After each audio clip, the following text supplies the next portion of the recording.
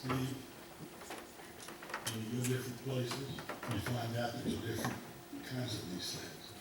Some buttons slide, some buttons push, some of them don't work at all, if you're me. Anyway, let me say that I stand before you with mixed feelings. One time I heard the definition of the mixed emotions is your mother driving off a cliff in your brand new Lincoln. Mine's not quite like that. Mine's more like, I've been looking forward to this meeting and we're finally here and it's, oh boy, oh boy, oh boy, you know. On the other hand, I stand before you as a man who realizes this is a great responsibility. I bought a book one time, Chuck, and the very first of it was on preaching, expository preaching. The very first line said, "How dare you speak for God?" And I went, ooh, that's a pretty heavy way to start a book. But I want to assure you that I'm doing the best that I can in this subject. I think this is an important subject because faith is at the very heart of the Christian's life. A faith that overcomes. We talked this morning in Bible class about obstacles that faith has to overcome. And one of those obstacles is doubt. In Matthew 21, verses 18 to 22, it speaks of Jesus saying, in the morning, as he was returning to the city, he became hungry, and seeing a fig tree by the wayside, he went to it and found nothing on it but only leaves. And he said to it, "May no fruit ever come from you again." And the fig tree withered at once.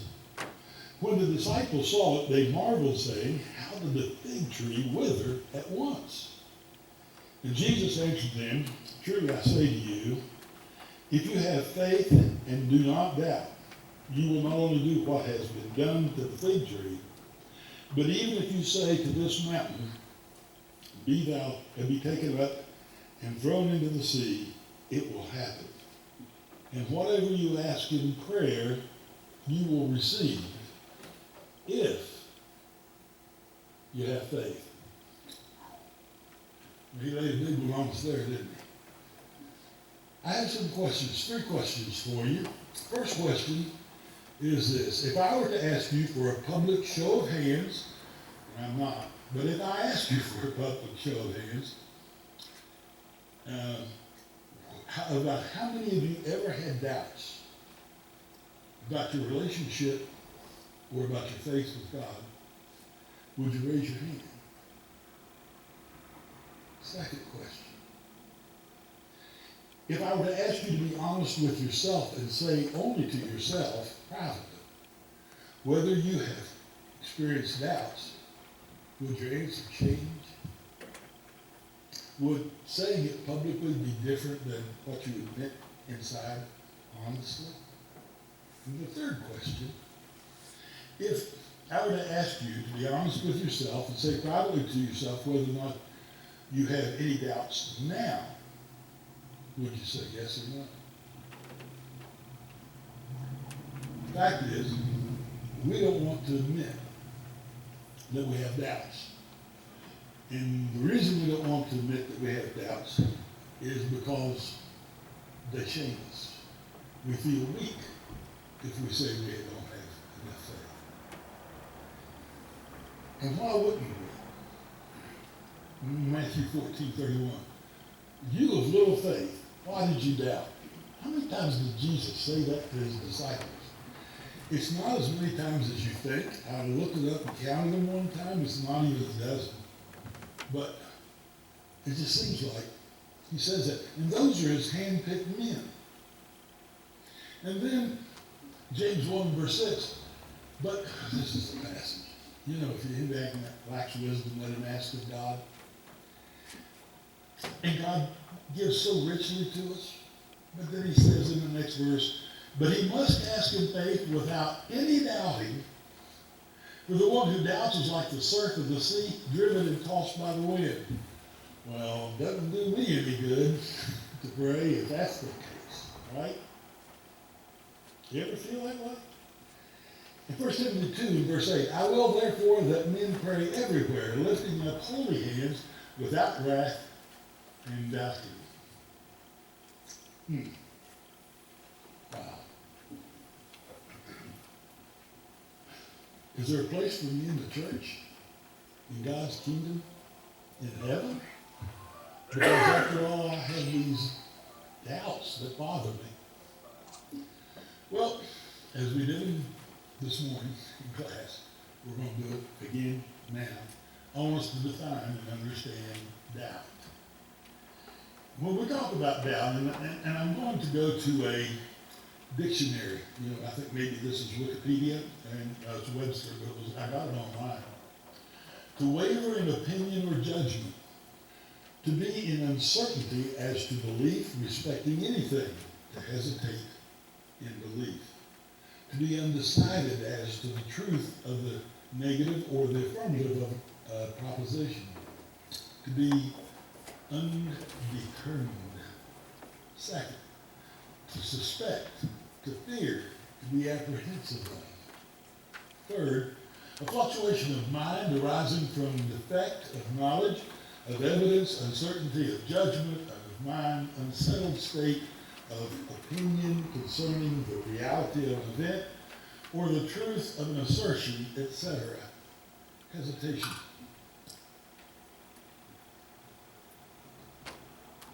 So, it doesn't cut it for me. I want us to look at the original language, and this isn't all of them. There are 6 different Greek words for doubt used in the New Testament. You of little faith, why did you doubt?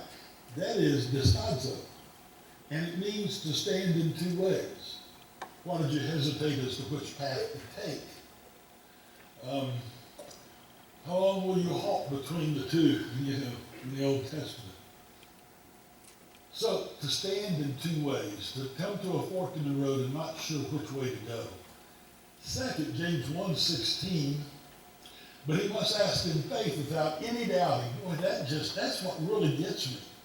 Without any doubting, and we can't get anything from God unless we have no doubts. But the word is diakrino, and it means very little or no faith. It is the idea of an atheist faith. It's just not there. That changes things, doesn't it? He's not saying if there's any hesitation. What he's saying is, if you just don't hardly believe there's God and that he answers prayer, you're not going to expect anything. To me, that's a bingo. I think that's worth the price of admission. Okay? That's what's going to be charged. And by the way, I'll give us out in time for supper. That's between lunch and supper. So, okay. Anyway. And then this third one, 1 Timothy 2, verse 8, I will therefore that men pray everywhere, lifting up holy hands without wrath and doubting. That is, without reasoning or questioning hesitation. So, not every time you see the word doubt does it mean the same thing. And to me, to understand that in James, when I saw that, I had a grin on me you couldn't wipe off with an ugly stick. I mean, it just made me feel so good to know that I can come to God, and even if I have a question in my heart, I'm okay. Because I do have more than just a little faith. I think one of the things we have to talk about is that there are misconceptions about faith. And the first of these is that some people confuse faith and feelings. Down in my heart, I feel this. And that's what they believe, because that's what they feel. And feelings are real. Feelings can be real, but they don't always represent truth. If you say something to someone and you use the wrong tone, and they take it wrong, they may believe the wrong thing, and they feel that you're looking down on them. Maybe you don't look down on them, but that's the way they feel. Their feeling is real, even though you may not, because of it, it may not be truthful. And some people think faith and feelings are the same thing. When we go to the Bible and we look at Psalm, the book of Psalms, wow. Man, don't you just love them? They speak to the heart. They talk about situations we deal with in life. And we think, wow, David, he was a friend of God. He wrote these great Psalms. But do you know that 60% of them scream, where are you, God? I need you. Listen to me. I have a problem. And then some people assume that faith is the absence of all doubt. Well, there are degrees of faith. There is little faith. We always saw the statement by Jesus, oh, you have little faith. There's great faith. I have not seen such great faith in all Israel. There is mature faith.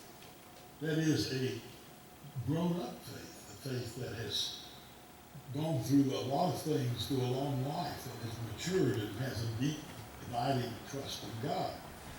But then there's dead faith, James talks about. So there's more than one kind of faith. And faith is a journey. Faith is a journey. It is not, okay, the first step is to hear, second step is to believe. We got past that one now and go to review. And it's over? No, it's not a step. It is a journey in life. You date a girl, hopefully long enough that you get to know her pretty good, and trust her enough that you ask her to marry you. And you say, I love you. And they feel like we can never love any more than we do when we get married. But as you grow older and you learn to trust one another more, you learn to love more and deeper. That doesn't mean you don't have any doubts. You know, I've never really eaten anything she cooked. She did a great job, by the way, and my stomach attests to that. But faith is, doubt is not the absence of faith. Some people think that doubt is unforgivable. Oh, by the way, I may have left one out. Faith and doubt can coexist. In Mark 9, Jesus is approached by a man, and he asked for help. Jesus said, if you can help me. Jesus said, if you can, all things are possible to him who believes. The boy's father cried out and said, I do believe, help thou my unbelief. You see, faith and unbelief can exist at the same time. Faith and doubt can coexist. So just because we have some doubts doesn't mean that we don't have any faith. And then, keep going ahead. Some think that doubt is unforgivable. And that's not the case. You remember the story surrounding the death of John the Baptist? He's in prison. He faces death. While in prison, he sends a message to Jesus, and he says, are you the expected one, or shall we look for someone else? He had every confidence that the Messiah was coming. And he had said, behold, the Lamb of God. But here he is sending a message to Jesus. Are you really him? How does that make you feel? You think John the Baptist went to hell when he was beheaded because he asked Jesus that question? I don't have that feeling at all. But you know, it's different to stand with your 2 feet here with all this around you. I told you I'm afraid of heights. It's another thing to walk out to the ledge of the cliff and look down. Stand there.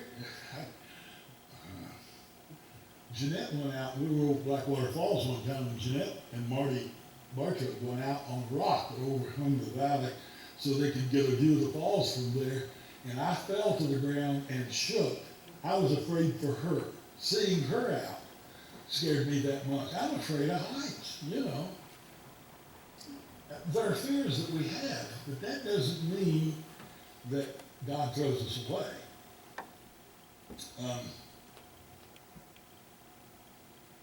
Some people think that all doubt is unhealthy.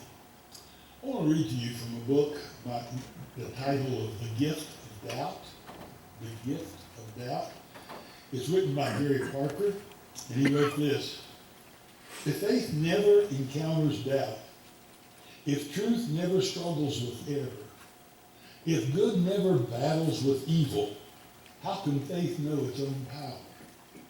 In my own pilgrimage, if I have to choose between a faith that has stared doubt in the eye and made it blink, or a naive faith that has never known the firing line of doubt, I will choose the former every time. There's a reason Brother Carpenter has the character he has. He stared doubt in the eye and overcome it. Lee Strobel, who at one time was a self-proclaimed agnostic, maybe atheist, he's written a lot of books. He was converted into the Baptist church.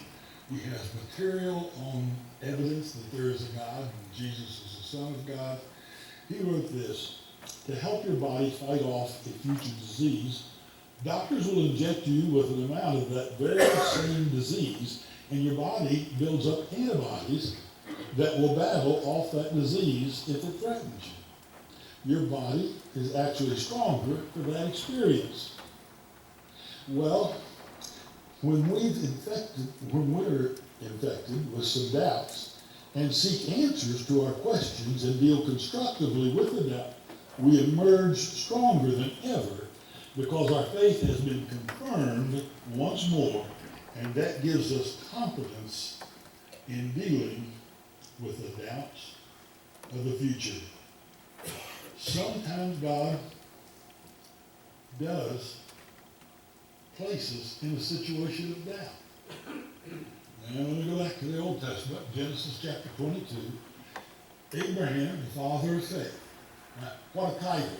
If there's anybody that's got to have faith, it's got to be Father. Abraham, because he's the father of faith, right? But God, it says, God decided to test him. We're talking about God asked him to take his son, his only beloved son, Isaac, and take him up and sacrifice him on Mount Moriah. That was the test. Now, the King James says, tempted him. It's not an enticement to sin. God does not do that.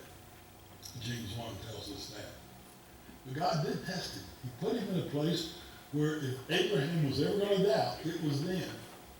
Now we're told in Genesis that he raised his hand to actually stab his son, and the angel stopped him from doing it. In the book of Hebrews, looking back at that event, it says that he counted in his heart that God was able to raise him from the dead. He was going to kill his son and expect God to raise him. And that's a lot of faith. Could you imagine the doubts? Could you imagine what went through his mind? And yet we're calling him the father of faith. We all have doubts. And I'm going to mention some that maybe you've had. Okay? Has God really forgiven me? You ever worried about that? Have you ever thought, I've done everything I think God wants me to do. I still struggle with temptation and sin. Did God really forgive me? Is the Bible infallible?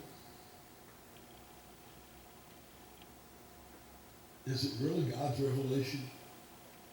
Or is it a storybook that's been messed with and altered and changed till it's in its final form? And then maybe your doubts are more inward, such as, was I really sincere? Did I really know what I was doing when I was baptized? It's hard to look back on when we were younger and were baptized, especially if we were baptized when we were young, and have doubts about, was I forgiven because maybe I didn't know what I was really doing.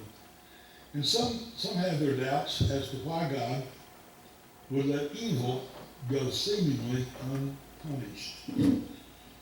Habakkuk had that problem. God, how in the world can you let your people, how long are you going to let these Israelites continue to sin and not punish them? And God says, don't worry about it. I'm raising up some Chaldeans, the Babylonians, and I'm going to bring them over, and they're going to punish them. And Habakkuk goes, how can you do that? They're worse off than the Israelites. They're heathen. They don't even believe in you.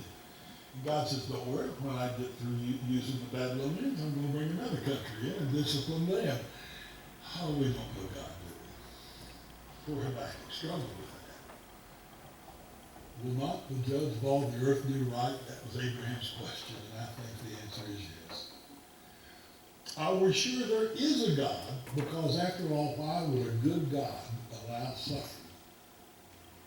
By the way, that's the number one argument an atheist has. That's the best argument he has, that there is no God. A good God shouldn't allow suffering on the earth. And that's not our question today, thankfully, for me.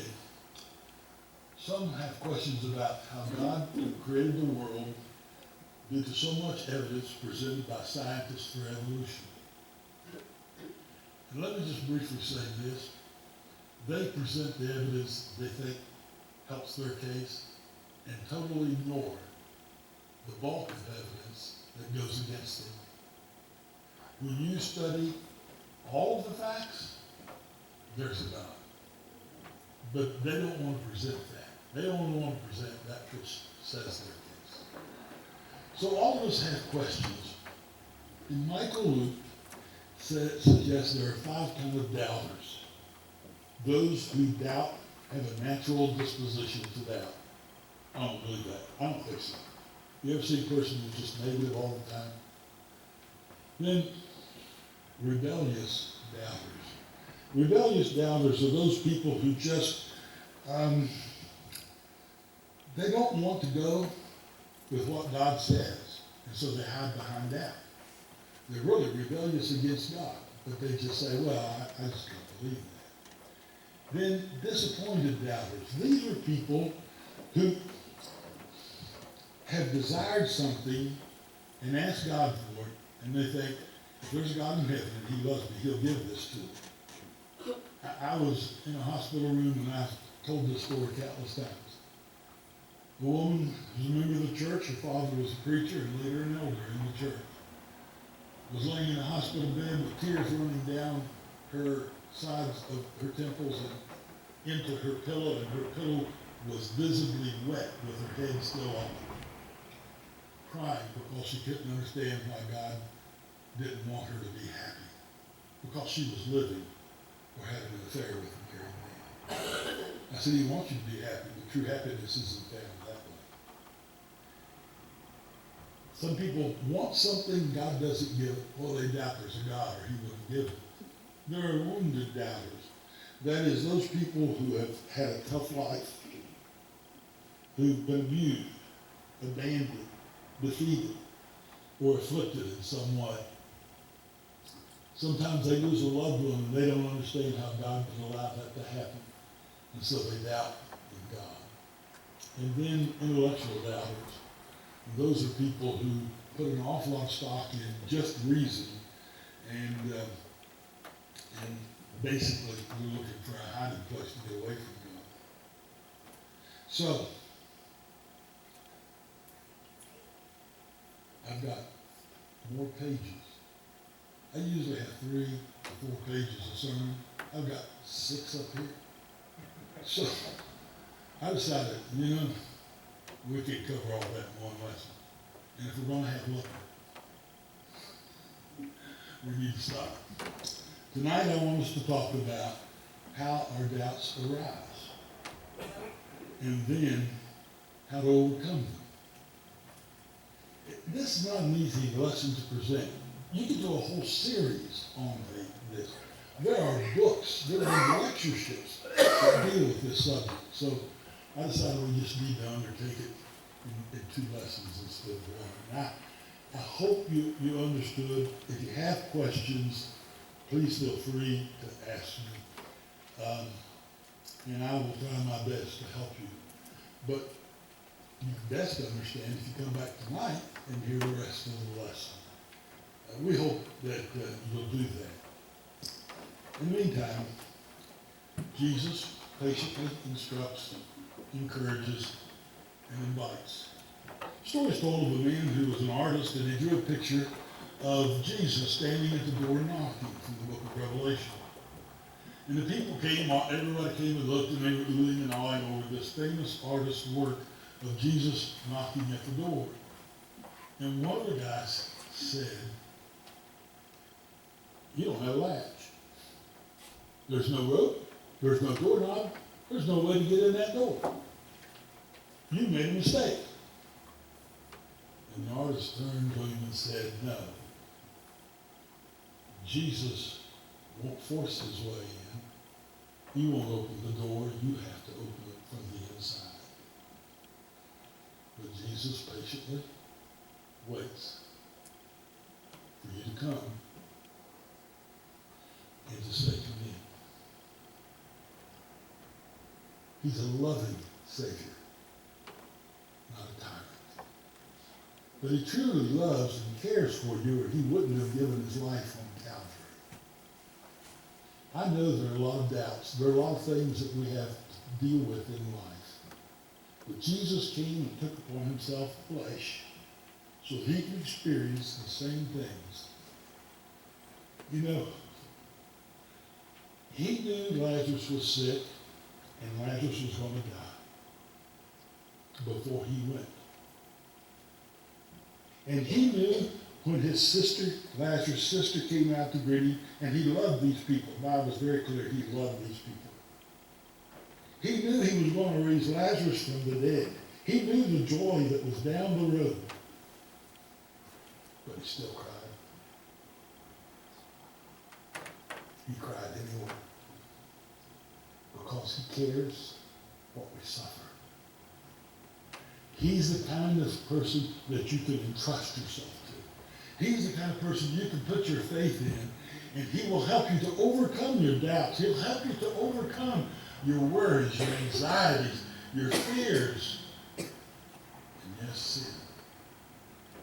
So we're going to sing a song of encouragement. And if you've got problems, if you want to commit yourself to Christ by coming and confessing your faith in him as God's Son, having repented of your sins and been baptized for the remission of your sins, you can be a part of God's family and enjoy the blessings that he offers. Maybe you've done that, but you've turned your back on him and you need to return. He's still there, still knocking, still waiting for you to make that decision. Won't you say yes? Won't you come as we stay in the city?